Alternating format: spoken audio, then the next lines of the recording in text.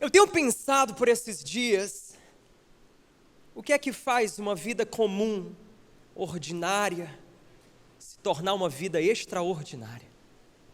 Porque quando eu leio a Bíblia, o que eu encontro é pessoas comuns, normais. Aliás, eu até diria que a Bíblia é o livro do improvável. Deus pega pessoas improváveis, em situações improváveis, fazendo coisas improváveis, por meios improváveis, é tudo muito improvável, e ainda assim, dá tudo certo. É incrível, é sobrenatural, mas todo mundo que Deus conduz na jornada, na Bíblia, é comum, é ordinário. O que fala para mim que há um extra aí, alguma coisa que foi adicionada na vida desse pessoal, para eles romperem com a mediocridade, para eles viverem acima da média, para eles experimentarem algo mais. E aí eu queria começar hoje, em outros momentos eu compartilho sobre outros tópicos, mas hoje eu queria falar sobre um extra, que se chama sonhos. Porque quando a gente escuta esse discurso, é só o começo do discurso que o Martin Luther King ele pronunciou, 28 de agosto de 1963.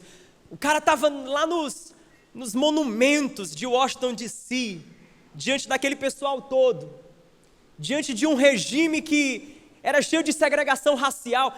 O negócio era tão esquisito, a separação entre os negros e os brancos, que num tribunal, quando você chegava, a Bíblia sobre a qual as pessoas costumam, e ainda o fazem aqui, costumam jurar, lá tinha a Bíblia do branco e a Bíblia do negro, porque o branco não colocava a mão na Bíblia que era do negro.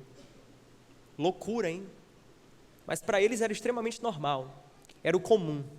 Aí chega esse cara, movimenta e mobiliza uma massa, dizendo: eu tenho um sonho de como as coisas podem ser, de como as coisas elas podem existir. Eu tenho um sonho de sociedade, um sonho de comunidade, um sonho de relacionamento. E as pessoas passam a ser inspiradas através da vida dele. E hoje está lá, por causa de movimentos como esse, a segregação racial acabou. E eu fico pensando no poder que um sonho tem. Porque você sabe que Deus deu ao ser humano, escute isso, Deus deu ao ser humano a capacidade de construir o seu futuro. O futuro para nós, escute, não é estático, não está lá pronto, parado, não. Ele está sujeito à mudança, ele está sujeito à construção. Eu fico me perguntando, o que é que você está construindo para o teu futuro? Tem muita gente na igreja, escute isso, que o pecado dele, o problema dele não é o álcool, não é as drogas, não é a prostituição, não são os pecados clássicos que a igreja vai lá, fala e a Bíblia, não são esses pecados escandalosos, não, é outro, é pecados como a falta de visão.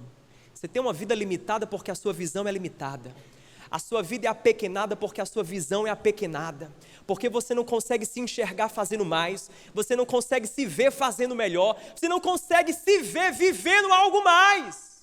Sua visão é pequena demais para você experimentar algo grande. Percebe? Sonhos, visão, tudo começa com a visão. O que você não vê, você não pode ter. O que você não vê, você não pode orar por. O que você não vê, você não pode acreditar em Deus para ter. O que você entende, não tem como você colocar a mão sobre aquilo que você não vê. Se você não vê, você não vai experimentar visão, sonhos. Todo animal, por exemplo, nasce fadado ao mesmo destino. Exemplo, todo leão que você conhece, nasceu, come carne, ele morre como? Comendo carne, ponto final. A vida dele é isso, ele nasce, cresce, se alimenta, se casa com a dona leoa, tem um monte de leãozinho, se der sorte aparece no filme do Rei Leão, vai lá e pronto, acabou.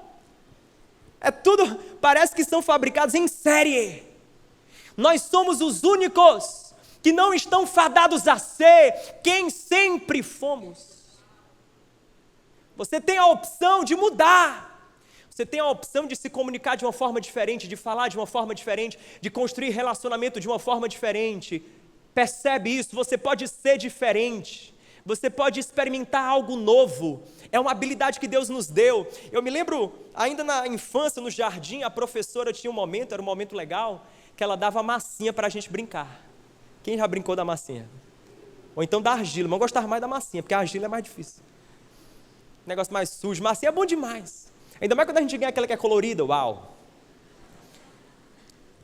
Brincar da massinha. E o melhor era quando ela não dizia o que tinha que ser feito. É quando ela dizia assim, tema livre. Uau. Tema livre. Faz o que tu quiser. O limite é a criatividade, né? A criança vai lá, faz uma bola. Aí o outro vai e joga na parede. É um meteoro, professora. Atingiu a parede. O outro vai lá, constrói a casinha, a menina faz a boneca. O mais romântico vai lá e faz um casalzinho, vai coloca os cabelinhos da criança e tal. Cada um faz conforme pensa. A massinha funciona desse jeito. Deixa eu dizer uma coisa para você, seu futuro é como uma massinha. Qual é o bonequinho que você está fazendo? Qual é o bonequinho que você está fazendo? Cuidado, viu? Porque tem gente rindo, mas vai ver que você está fazendo The Walking Dead. Seu futuro não é estático, eu repito, ele está sujeito à mudança. O que é que você está fazendo com ele? O que é que você está produzindo nele? O que é que você está gerando nesse negócio chamado futuro? E aí eu te pergunto, quais os sonhos um dia você teve, você abandonou, você desertou, você enterrou, você deixou, você desistiu? Quais? E por quê? Hoje eu quero falar sobre esse negócio chamado sonhos, porque é impossível a pessoa viver esse extraordinário de Deus sem sonhar. Se você tiver Bíblia, abre lá comigo em Gênesis capítulo 37, porque tem um cara lá que muita gente conhece, até porque ele ficou famoso na Record, que é Gênesis capítulo 37, esse cara chamado José. José é incrível, eu acho que eu já perdi as contas de quantas vezes eu preguei sobre ele. Sempre tem algo novo, toda vez que eu olho para a história dele, até porque a história de José começa com um sonho. Quem seria José sem um sonho? Gênesis capítulo 37, versículo 5, a Bíblia diz assim, teve José um sonho. Será que você pode dizer isso comigo? Teve José um sonho. Escute isso, ele só teve história porque ele teve um sonho. Ele só teve história porque ele teve um sonho. Ele só está lá no livro porque ele teve um sonho. Teve José um sonho, a vida do cara começa, ela aparece, ela pousa na Bíblia porque ele teve um sonho dado por Deus. E aí quando a história começa, é interessante porque ele vai compartilhar o sonho para os irmãos. E aí, como você sabe, pensamento grande não cabe em gente de cabeça pequena. Ele foi compartilhar o sonho grande com os irmãos de mente pequena. Falou para os irmãos e disse, olha, lá no versículo de número 6, rogo-vos ouvir este sonho que tive. Atávamos feixes no campo, eis que meu feixe se levantou, ficou de pé. Os vossos feixes rodeavam o meu, se inclinavam perante o meu feixe. E os irmãos falaram assim, como assim? Reinarás com efeito sobre nós? Tu vai mandar na gente, José? E sobre nós você vai dominar realmente? Ei, e com isso, tanto mais o odiavam. Escute isso, tanto mais o odiavam, por causa do que, gente? Por causa do quê? Dos sonhos. Por causa dos sonhos. Escute isso, antes do sonho te fazer parecer bonito, ele primeiro te faz parecer ridículo. Está entendendo o que eu estou falando? Será que eu estou pregando para alguém? Tem alguém escondido aí no meio, que está entendendo o que eu estou falando. Antes do sonho te fazer parecer bonito, ele te faz parecer ridículo. José fala lá, olha, Deus me deu um sonho. O sonho é que eu estava no meio, vocês se inclinavam para mim, eu era o maior. E os irmãos, mas como assim, José? Está ficando louco? Porque eles não conseguiam ver que aquele menino poderia realizar e viver tudo aquilo, que ele se tornaria o maior. Ridículo, idiota, sem sentido, sem lógica. Deixa eu dizer uma coisa para você. Se alguém rir, se alguém ridicularizar do que Deus plantar no seu coração, relaxa. Na Bíblia riram até de Deus. Até de Deus na Bíblia riram. Gênesis capítulo 18, versículo 12, diz que Sara riu de Deus. Deus falou para Abraão, esposo de Sara, ei Abraão, vou te dar um filho. A esposa, que não podia se contentar, a Bíblia diz, a porta da tenda ela ouvia, ou seja, ela estava escutando de mentira. Ela estava escutando de mentira. Quando ela ouviu Deus falando com Abraão que ia dar um filho, ela riu. E o texto fala, sabe por que ela riu? Porque ela disse consigo mesma, como é que a gente velho vai ter esse prazer de ter um filho? Está louco? Deus está ficando louco. Na mesma hora Deus vai e responde Sara e diz, Sara, será que há algo impossível para mim?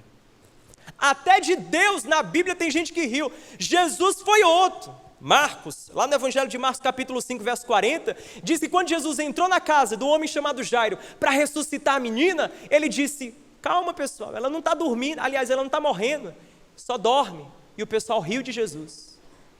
Então esse negócio de rir, de passar pelo ridículo, relaxa, até Jesus foi ridicularizado. E se a gente não está disposto, escute, a ser mal interpretado, a rirem de nós, a gente não está disposto a sonhar, a gente está disposto a apenas viver a vida que se encaixa no status quo, a vida que se encaixa no comum, no ordinário, no medíocre. Isso daí, meu irmão, ninguém vai rir, porque isso daí todo mundo vive. Então se a gente vai sonhar, a gente tem que entender que tem gente que não vai entender, não vai viver isso. Na vida de José, o sonho dele passou por fases. O sonho dele passou por estágios. E aí eu queria fazer uma comparação, pode trazer? Porque eu comecei a perceber que, olha só que interessante, escuta isso, que como Deus, olha só, como Deus preparou José, nós preparamos café. Parece uma poesia, mas é a mesma coisa. Eu vou provar para você que da mesma forma que Deus tratou com José, a gente prepara café. Você sabia disso? Primeira coisa, eu vou explicar isso para você, vamos lá, rapidinho. Vou ver como é que Deus preparou José para viver esse sonho. Primeira coisa, José, como a gente viu no texto, ele não tinha maturidade. O texto fala que ele vai e conta para os irmãos. O texto fala que ele vai e conta para o pai. O texto diz mais, no começo do capítulo 37, vai dizendo que José com 17 anos apacentava o rebanho e ele fazia confusão. Ele ficava direto falando no ouvido do pai o que é que os irmãos dele não faziam. Outras palavras, ele caboetava, como a gente diz. Ele enredava dos irmãos para o pai. Ele não tinha maturidade. Ele não era maduro. E você sabe que a primeira coisa para se preparar o café é pegar o grão maduro. O grão que vai ser colhido é um grão maduro. José ainda não tinha maturidade.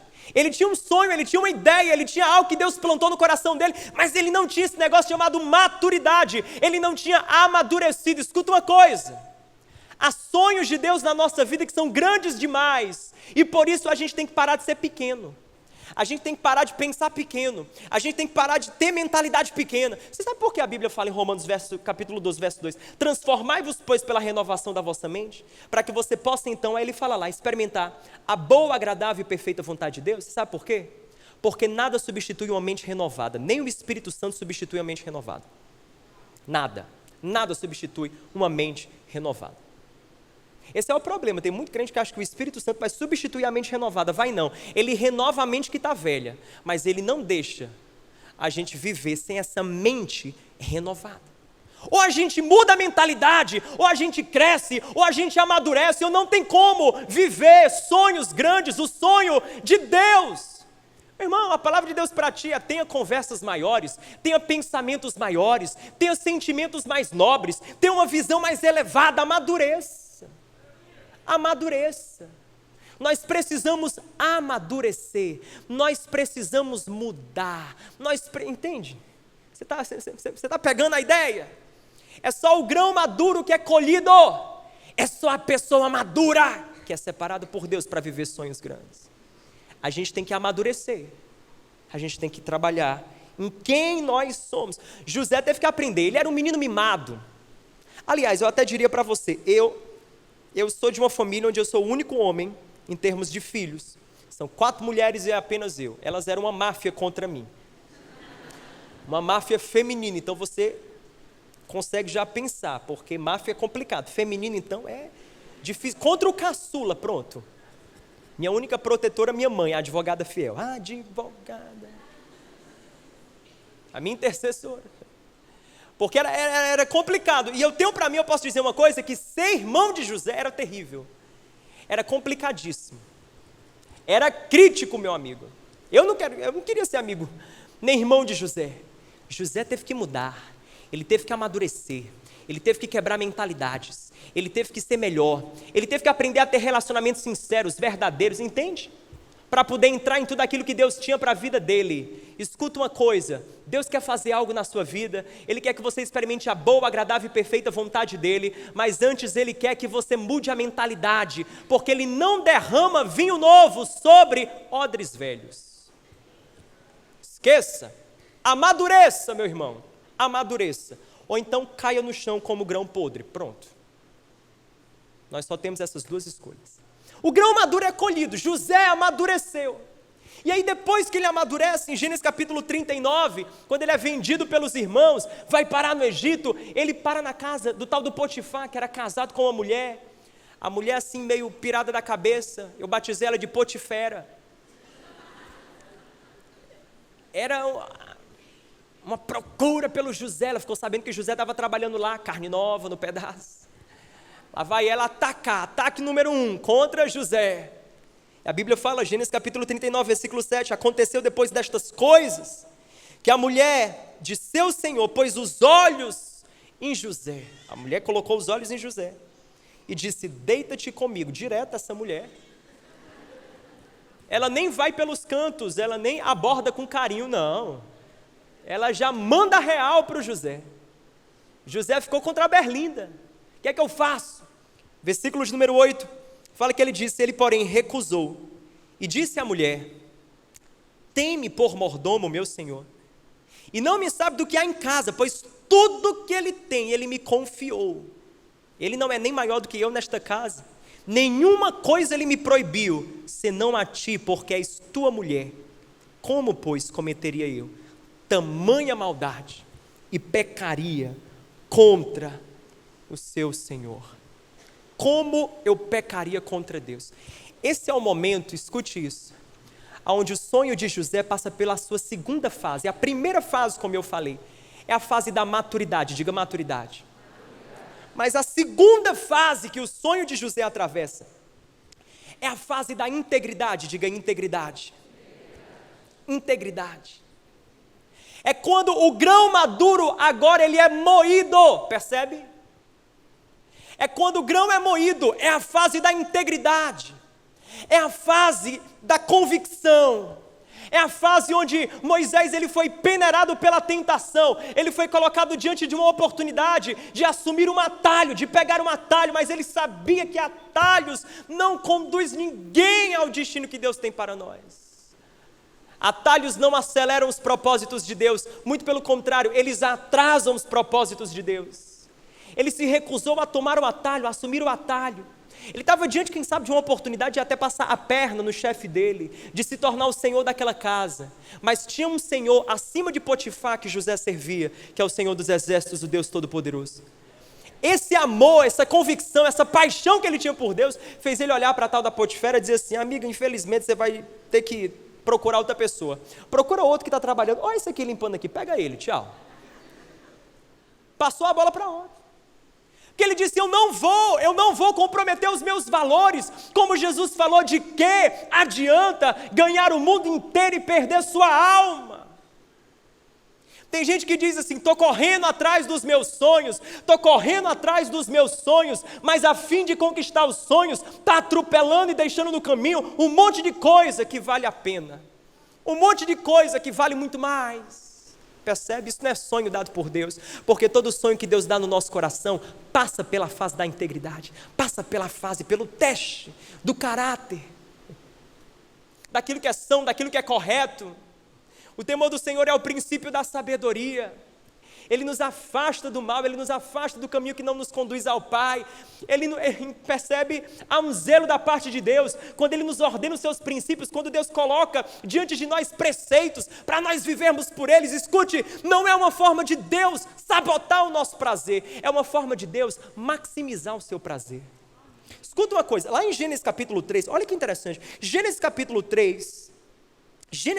3, eu vou mostrar para você quem é o verdadeiro sabotador dos prazeres do ser humano.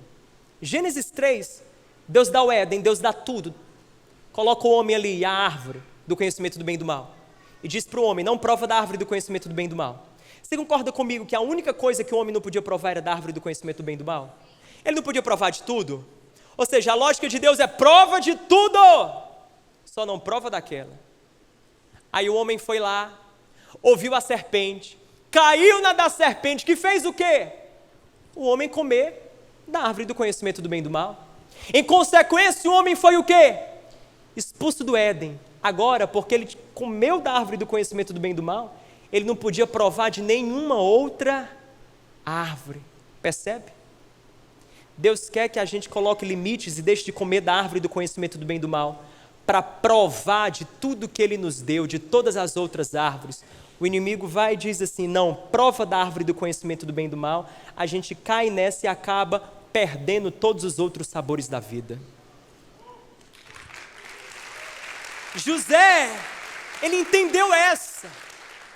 Deus não está aqui para me privar, Deus está aqui para me libertar, Deus não está aqui para me limitar, Deus está aqui para me elevar. Por que eu vou experimentar daquilo que não convém para mim nesse momento? Integridade. O grão foi moído, mas depois que o grão é moído, a gente tem que entender que passa por um outro processo. Quem faz café sabe, a gente coloca na água para ferver, sim ou não? Verdade ou não? O que acontece quando o grão vai depois de ser moído, colocado na água? A água extrai tudo aquilo que há de bom e fica a borra no final, né? É por isso que a gente vai coar e tal, enfim, aquele processo todo, mas a ideia é que tudo que há de bom naquele café vai sair do grão agora moído para a água. O sabor vai para a água. É o momento da extração.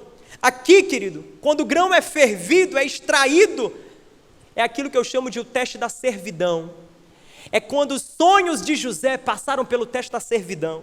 É quando o melhor de José foi extraído dele. Escute, a Bíblia fala, olha, Gênesis capítulo 39, que quando José saiu lá da casa do Potifar, enfim, expulso porque a mulher deu lá um jeito de acusá-lo e ele falsamente então acabou sendo colocado na prisão. E quando esteve na prisão, Gênesis capítulo 39, olha que poderoso, no versículo 22, a minha Bíblia diz assim, o Senhor porém era com José, no verso 21, ele foi benigno, lhe deu mercê, ou seja, favor, diante do carcereiro, o qual confiou às mãos de José todos os presos que estavam no cárcere, e ele fazia o quê? Tudo quanto se devia fazer ali. Eu fico imaginando, porque José, depois de ter sido vendido pelos irmãos e traído pelo chefe, jogado na prisão, ele podia ter ficado em depressão, parado no cantinho dele, sem fazer nada. Mas é impressionante, porque no tempo mais difícil na vida de José, é o tempo que ele mais produziu. O tempo de maior caos, o tempo de maior dificuldade, o tempo de maior complicação, entende? É o tempo que ele vai o quê? E mais produz. É o tempo que parece que tudo aquilo que estava dentro de José, que talvez nem ele mesmo sabia que estava lá dentro, aflora, sai para fora. Um José que ele descobriu, o José que tinha muito mais potencial do que ele próprio conseguia ver no espelho. Eu quero dizer algo para você, há momentos que somos exatamente assim, onde Deus está nos fervendo, onde a água está vindo para extrair o que há de melhor, onde Deus está conduzindo os nossos sonhos a essa fase, onde Deus vai nos proporcionando oportunidades para a gente tirar de dentro de nós aquilo que nem mesmo nós sabemos que está lá. O potencial que está lá dentro, a capacidade que está lá dentro, a fé que está lá dentro, percebe? A gente tem que parar dessa questão, ai meu Deus,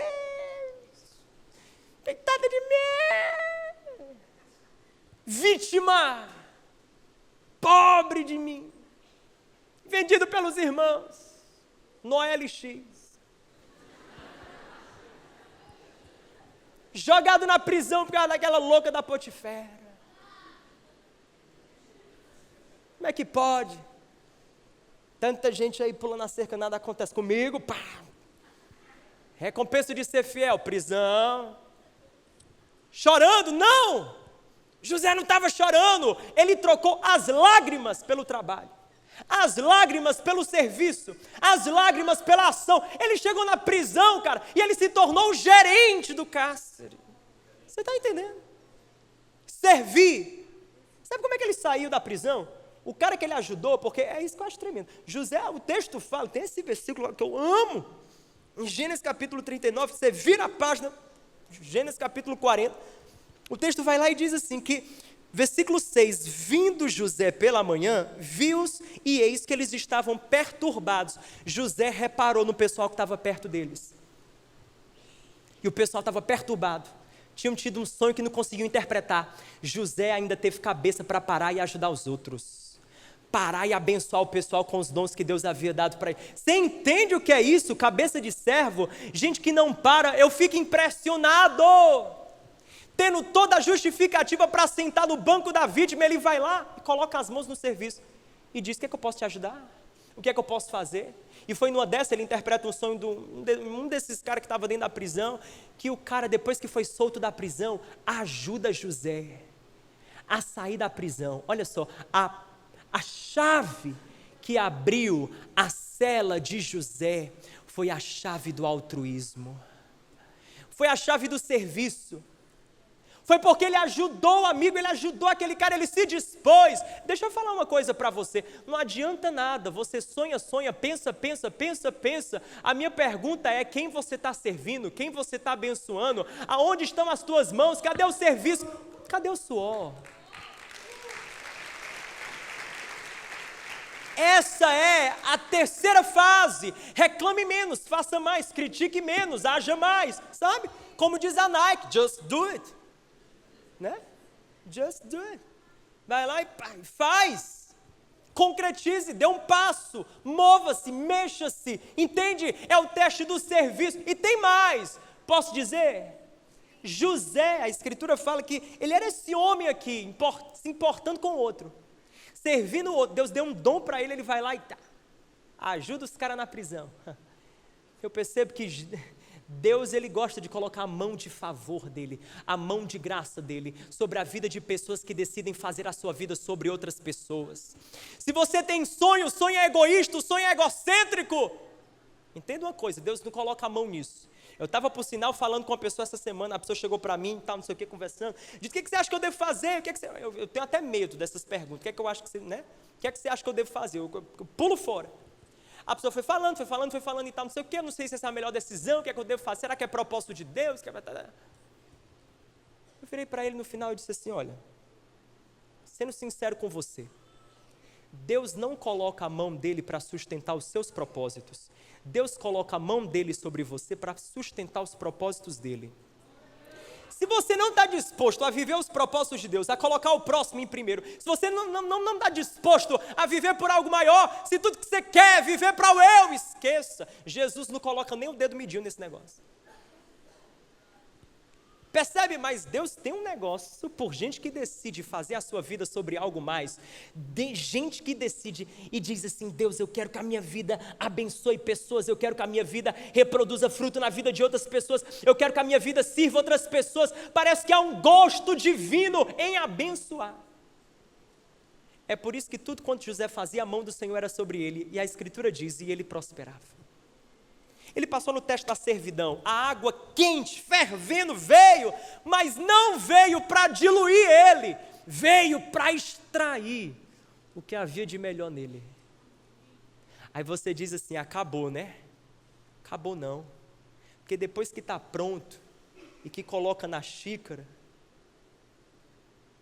a gente ainda tem que provar, sim ou não? A gente tem que provar. A gente tem que provar para quê? Para ver se está doce, ou ver se está amargo.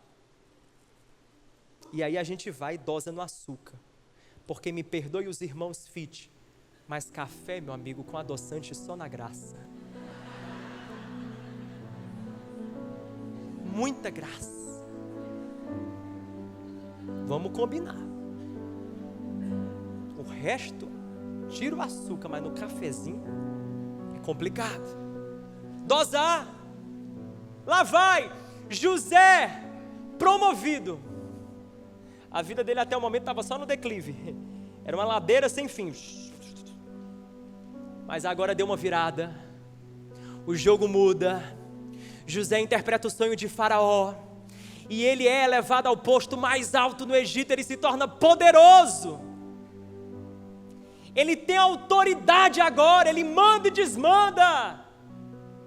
Os irmãos vão lá, num tempo de seca, anos depois, vão ao Egito atrás de alimento, acabam acidentalmente, sem saber no caso, se encontrando com o irmão José, vão lá em José, aquele encontro acontece, depois de alguns momentos, José se revela aos irmãos, era a hora que ele podia usar o poder para se vingar, era a hora que ele podia usar o poder para colocar os irmãos no mesmo buraco que os irmãos o lançaram anos antes. Ele não faz. O café estava pronto, como se não bastasse, quando foi provado pelo poder, que é o quarto teste, a quarta fase. Todo sonho passa pelo teste do poder. Quando ele recebe poder e ele é provado, esse café estava doce, tendo tudo para estar amargo, tendo tudo para estar amargo. Amargo com o quê? Ora, amargo com as frustrações, amargo com as decepções, amargo com o abandono dos irmãos, a traição do chefe, o esquecimento dos amigos na prisão. Ele podia estar amargo, mas ele estava doce. Ele estava doce. Quarta fase, para a sua vida e para a minha vida, é que o nosso sonho passa por esse teste, o teste do poder. A minha pergunta é, e quando você chegar lá, como é que vai estar o estado do seu coração? Tem gente que passa, é moído, passa pela água que ferve, no final das contas, traz a borra toda consigo. Aquilo que era para ter deixado lá no fundo, a pessoa coloca nele, coloca nela, armazena. Deixa eu dizer uma coisa, como é que você vai viver o seu futuro se você continua preso ao teu passado? Como é que você vai viver o teu futuro se você continua preso, amarrado, acorrentado? Aquilo que já foi, aquilo que é virtual, nem mais existe. Aliás, não existe do lado de fora, mas continua existindo na sua vida, aqui do lado de dentro. Passado, feridas. Quando Deus provar você, como é que vai estar? Eu fico pensando, se o meu coração virasse um copinho de café e Jesus provasse, como é que ia estar? Amargo ou doce?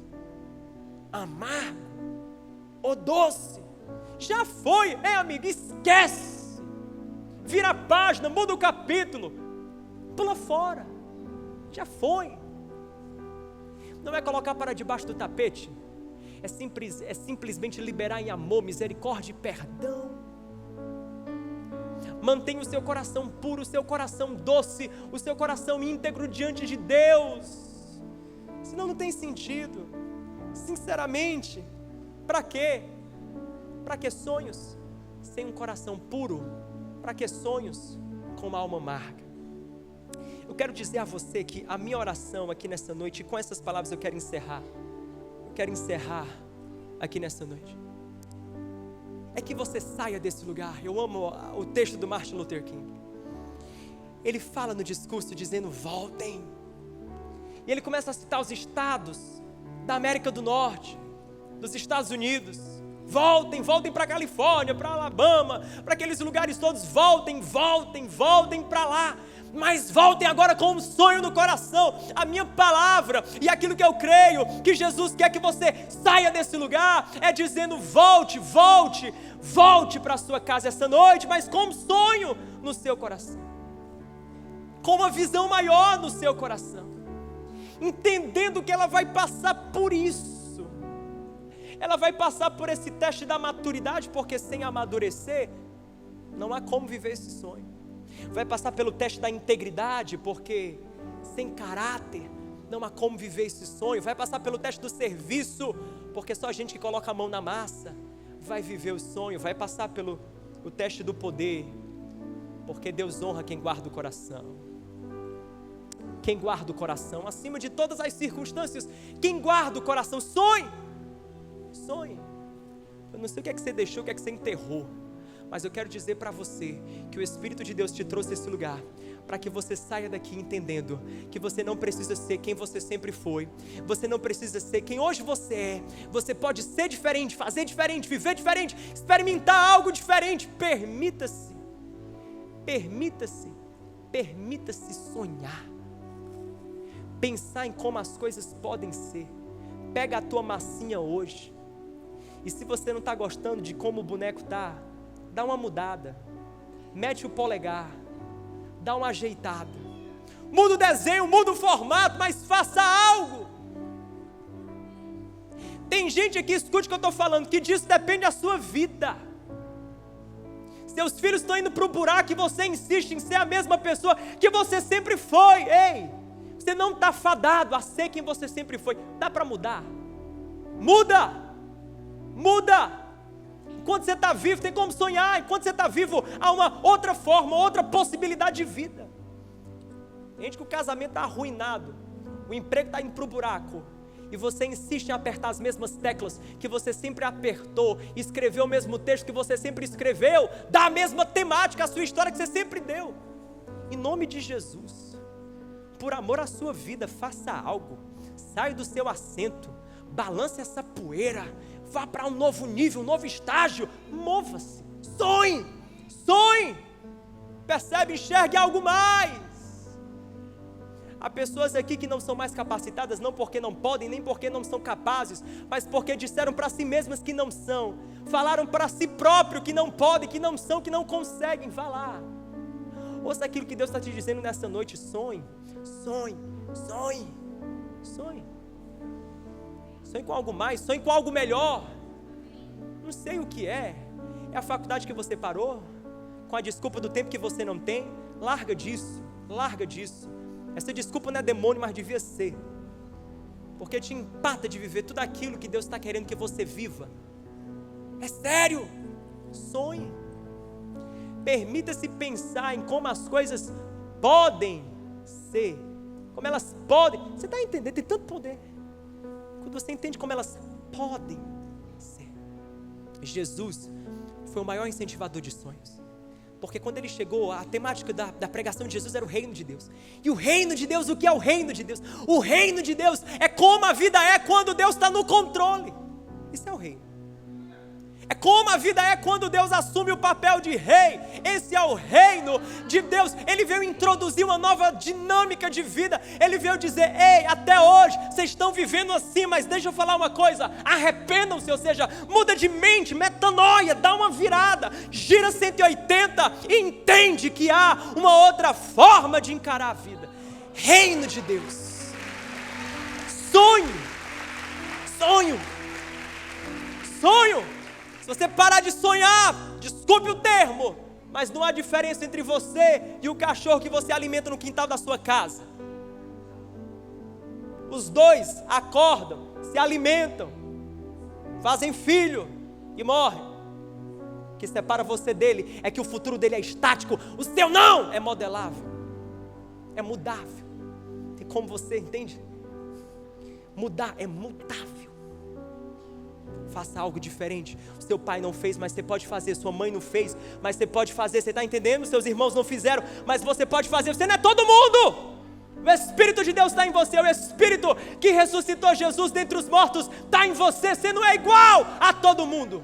Pare de encarar a vida como todo mundo.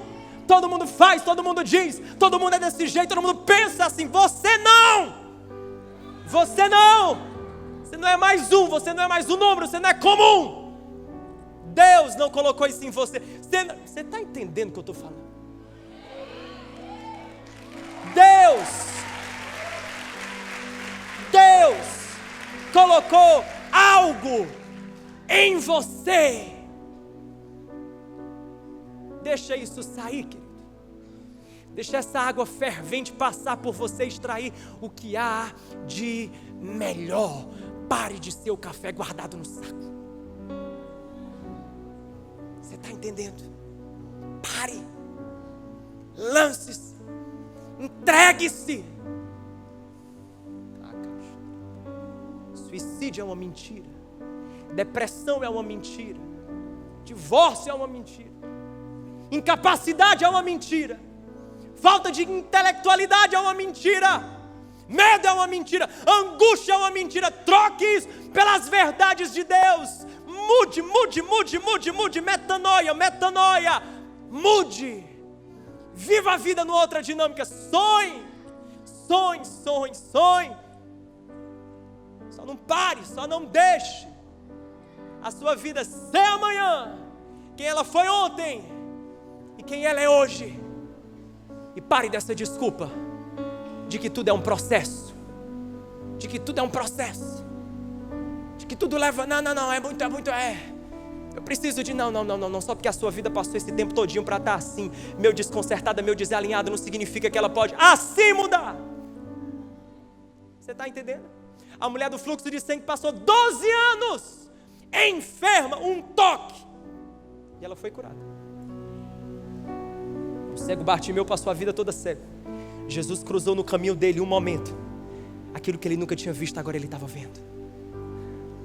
É isso que eu quero que você entenda. Jesus Cristo, Ele é aquele que muda, é aquele que transforma, é aquele que liberta. Ele está nesse lugar, Ele está cruzando o teu caminho.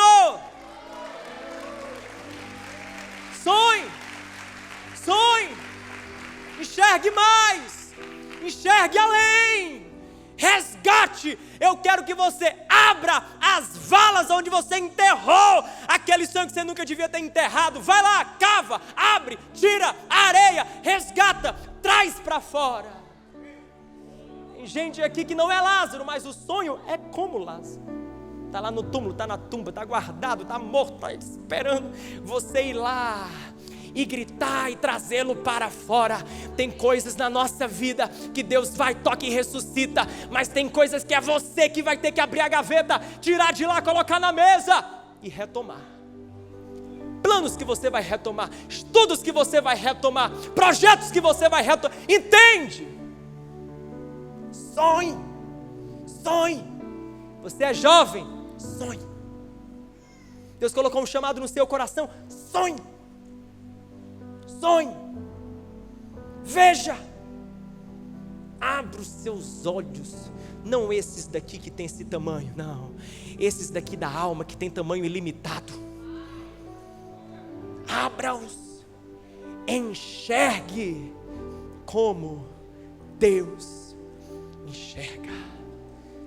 Deus não te chamou para você sobreviver, mas para você viver. Faça como José, vendido, mas como sonho. Escravo, mas como sonho. Prisioneiro no cárcere, mas como sonho. Você está entendendo? No vale da sombra da morte, mas com um sonho. José teve um sonho. O que é que você tem aí dentro de você? O que é que você tem? Eu quero que você fique de pé. Enquanto as luzes se abaixam, o louvor volta.